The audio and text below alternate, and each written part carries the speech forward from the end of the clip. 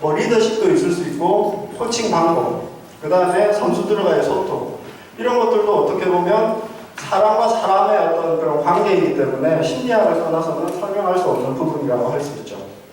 그 다음에 아마 여러분들이 생각하시기에 제일 핵심적이라고 생각하시는 선수, 최상 수행을 하기 위해서는 어떤 심리를 가져야 되는가, 이걸 연구하다 보니까 또 어떤 문제가 있냐면 경기장에서만 심리적으로 적절하다, 그래서 최상 수행을 하는, 그건 아니더라고요.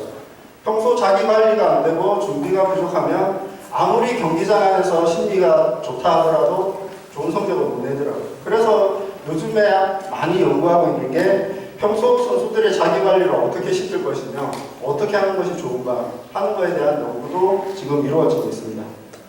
근데 이것만 하면 야구를 다 할 수 있을까요? 아니라는 거죠. 관중 심리도 있고, 그죠? 그 다음에 심판 심리. 그러니까 심판분들도 엄연히 야구인으로 한 사람으로서 어떤 가지는 심리가 있죠. 오심을 했을 때 어떤 심리적인 위축감. 그것 때문에 어떻게 보면 뭐 보상 판정을 할 수도 있는 거고, 사람이기 때문에.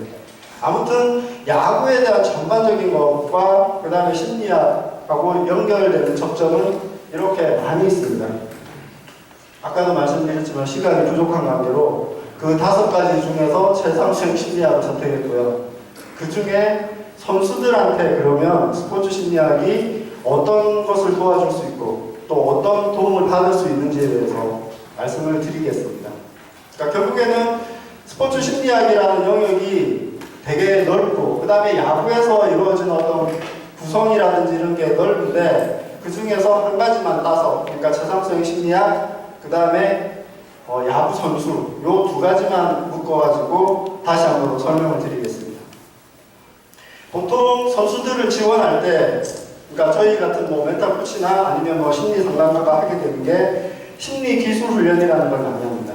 예를 들어서 선수들이 자신감이 없다. 그랬을 때는 어떻게든 자신감을 높여줘야 되겠죠. 집중력이 떨어진다. 어떻게든 뭐 집중력 높여줘야 되겠죠. 그런 것들을 여러 가지 심리 기법을 통해서 훈련을 시키는 겁니다. 평소에. 그렇게 해서 어떻게든 그 상황에서는 뭐 자신감 혹은 집중력 이런 것들을 높일 수 있도록 심리 기술 훈련을 하고요. 그 다음에 심리 상담이라고 해서 아까도 말씀드렸지만 경기장에서만 그 선수가 원활히 수행을 한다고 해서 잘하는 건 아니라고 했죠. 그 선수는 항상 생활적인 면도 있다는 겁니다. 예를 들어서 선수가 어떤 여자친구하고 사귀었는데 헤어졌다. 그럼 운동 못합니다. 동기부여가 안 돼서. 그러면 저 같은 경우는 어떻게든 새로운 여자친구를 만들어주거나 그 여자친구를 잊게 하거나 둘 중에 한 가지 극단적인 방법을 써가지고 어떻게든 다시 야구에 이렇게 집중하도록 이렇게 만들어줍니다.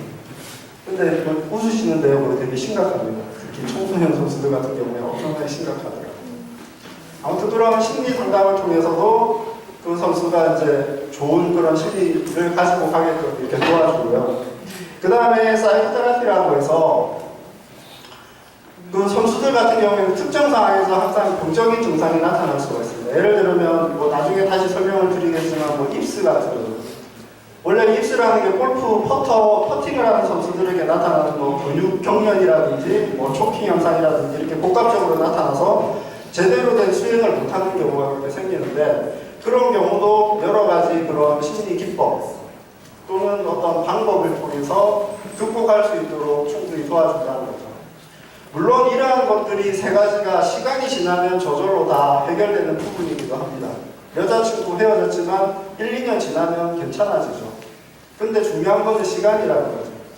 빨리 어떻게든 있게 해주고 운동에 선점하게 해주게 한다든가, 어떤 입수가 왔을 때 그걸 빨리 극복하게끔 해주는 그런 역할을 스포츠 심리학자나 아니면 멘탈 코치들이 해주고 있다는 겁니다.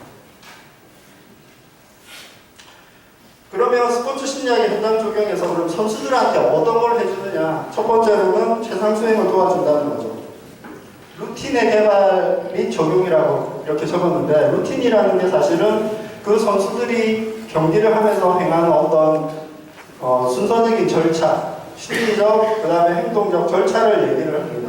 근데 요즘에는 그런 퍼포먼스 루틴보다는 퍼포먼스 외적인 루틴이 더 중요한 것을 많이 느끼겠더라고요. 그건 선수들의 컨디셔닝하고도 많이 관계되는데, 선수들이 몇 시간을 수면했을 때 최상의 수행을 할 수 있는지 수면 시간을 체크해 주고요. 그 다음에 경기장에 몇 시간 전에 도착했을 때가 좋은지, 밥은 몇 시간 전에 먹는 게 좋은지, 워밍업은 언제부터 하면 좋은지, 이런 것들을 루틴을 통해서 선수들한테 알려주는 거죠. 물론 처음에는 잘 모릅니다. 선수가 항상 보면 우리나라 선수들은 그런 거 있죠. 감독이 9시에 자 그러면 9시에 자고 6시에 일어나면 6시에 일어나죠. 그게 과연 선수들한테 나한테 맞는 적정의 어떤 수면 시간이 되냐 그렇게 했을 때는 절대적으로 그런 할 수가 없다는 거죠. 그렇기 때문에 선수에 맞는 수면 시간, 그 다음에 경기장 입장 시간, 이런 거 등등해서 포괄적인 그런 루틴을 먼저 짜주게 됩니다. 그 다음에 시합장에 들어가서 투수 같은 경우에는 어떤 투구 동작에서 어떤 루틴이 있을 거고요. 타자 같은 경우에는 여기 안 오셨겠죠, 물론. 박한희 선수 같은 경우는 유명하죠, 그죠? 그 루틴, 그죠?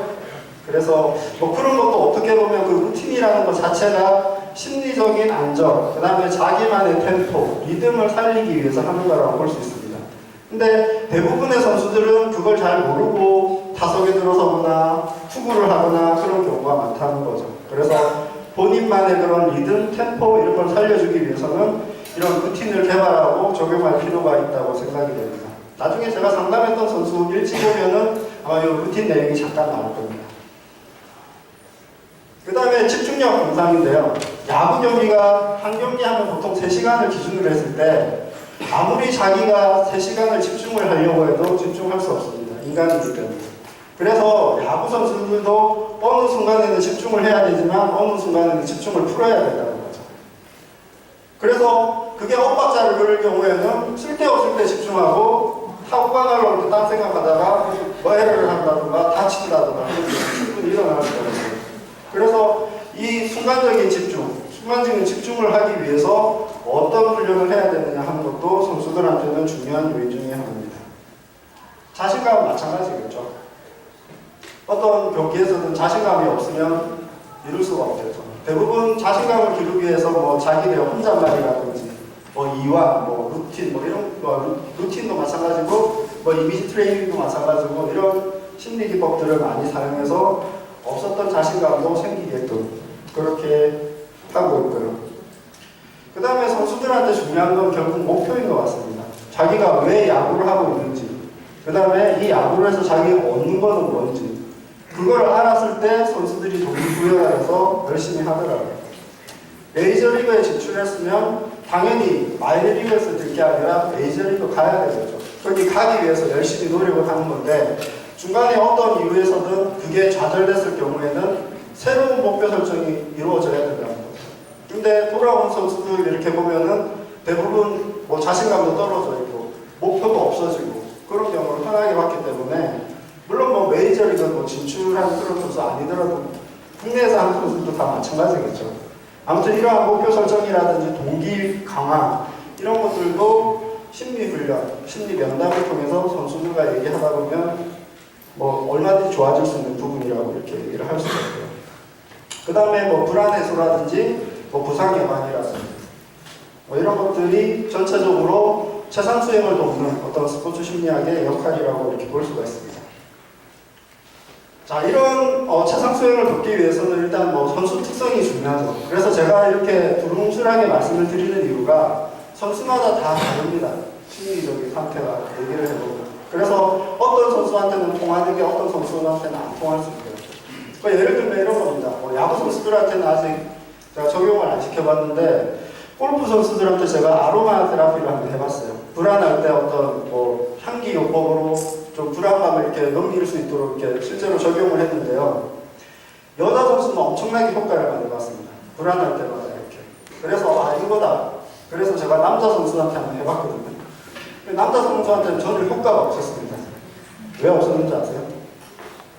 그 남자 선수 충동증이 있어가지고 그걸 모르고 그걸 똑같이 이렇게 했던 거죠. 아무튼 이 선수의 특성에 따라서도 심리 기법을 어떻게 사용하는지가 다 달라질 수가 있다는 거고. 그 다음에 말씀드렸다시피 포지션에 따라서도 분명히 다릅니다. 투수의 그런 성격이라든지 1루수의 성격, 2루수의 성격 어떤 그런 가중치에 따라서도 선수들의 어떤 그런 심리적인 능력도 달라질 수가 있다는 거죠. 그래서 그런 것들을 고려한 심리훈련이나 상담이나 요법이 필요하다고 이렇게 말씀드리고 싶고요. 그 다음에 심리훈련에 대한 그런 신뢰감, 야, 이거 하면 나는 충분히 심리적으로 좋아질 수 있다는 그런 신뢰감이 있어야 될 거고, 그 다음에 중요한 게 이제 일반인들도 그렇고 지도자들도 그렇고 뭐 심리훈련 한두 번 하면 금방 좋아지는 걸로 알고 있습니다. 그래서 참 답답한 게 뭐냐면 우리나라 구단에서는 심리훈련을 했다 그러고 1년에 한두 번 그냥 뭐 스포츠 심리학자나 누구 불러가지고 한 번 아니면 두 번 특별 강연하고 심리훈련 했다고 그래요. 지금 여러분 그렇게 치면 심리훈련 다 받으신 거예요. 그건 아니라는 거죠. 그러니까 꾸준하게 지속적으로 이렇게 돼야 되는데 일회용 아니면 한두 번 해서 그 효과를 볼 수 있다? 그거는 말도 안 되는 거죠.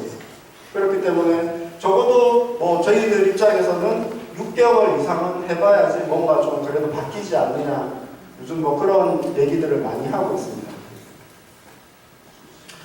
그 밖에 경기 상황에서 나타날 수 있는 심리적인 문제를 해결하는데 절대적으로 도움을 줄 수가 있다는 거죠. 선수들의 강인한 정신력이 필요할 때입니다. 재활을 할 때죠. 이따가 뭐 조성환 선수 온다고 했는데 제가 진짜 한 20년 가까이 롯데를 좋아하다가 저 고향 팀이 하나 생겨가지고 제가 NC로 사실은 갈아탔는데요. 아유, 갈아타고 나니까 또 롯데에서 사건 터져가지고 CCTV 어쩌고저쩌고 나오는데 아무튼 그 재활훈련을 할 때 보통 보면 선수들 뭐 이런 경우는 좀 특별한 경우고요. 몸쪽에서 얼굴에 뭐 헤드샷을 맞았을 경우에 그 다음에 이 얼굴 뭐 광대뼈 함몰된 다시 고친다 하더라도 두려움은 여전히 심리적으로 남아있죠. 그러면 이런 것들을 어떻게 풀어야 될 것인가도 물론 뭐 조성환 선수나 이종범 선수 스스로 잘 극복하셨더라고요. 근데 옆에 누군가가 조금만 더 심리적으로 도와주면은 더 빨리, 더 완벽하게 좀 고칠 수 있지 않을까 그런 생각을 해봤고요. 그 다음에 연습용 선수. 사실은 뭐 불펜에서 한 150km, 뭐 하여튼 160km 던질 수 없겠지만 아무튼 150km 가까이 던지다가 실제로 경기 가면은 그만큼 못 던지는 경우 있죠. 아니면 컨트롤이 난조가 오다는 거예요. 평소에 엄청나게 잘 치다가 타석에